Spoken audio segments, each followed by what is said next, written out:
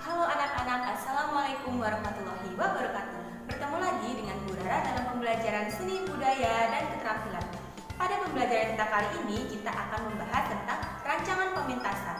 Tapi sebelum kita masuk ke dalam materi, yuk kita simak terlebih dahulu peta pembelajaran kita.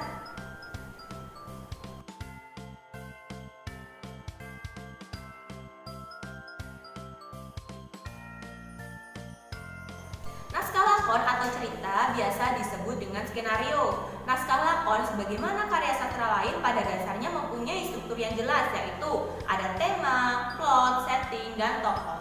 Tema merupakan gagasan cerita atau ide cerita yang menjadi dasar atau inti dari sebuah cerita. Tema biasanya berupa persahabatan, kasih sayang, keluarga, dan lain sebagainya.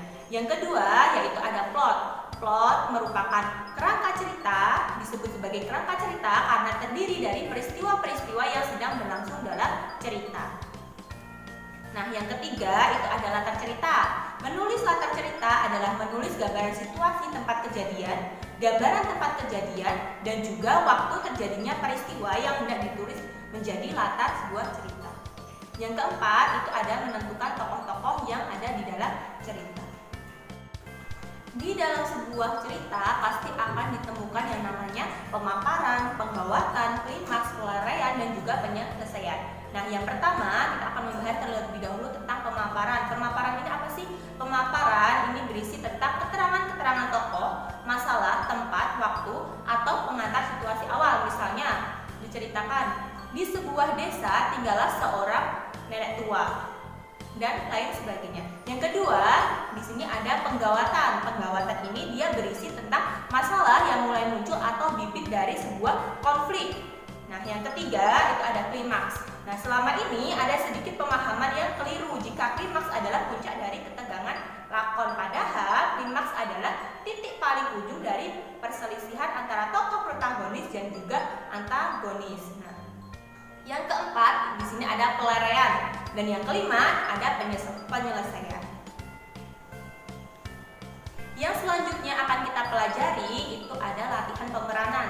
Nah, latihan teknik ini penting dilakukan oleh pemeran karena dalam menjalankan tugasnya ia harus terampil menggunakan segala aspek yang diperlukan saat bermain peran. Nah, kalian dapat berlatih teknik muncul, teknik memberi isi, kemudian teknik pengembangan, teknik pembinaan puncak-puncak, dan juga dapat berlatih teknik timing. Selanjutnya itu ada rancangan tata artistik. Nah, dalam sebuah rancangan pementasan kita dapat melakukan beberapa tahapan, yaitu yang pertama merancang tata panggung, bisa dengan menggunakan background sebagai penunjuk sebuah setting lokasi.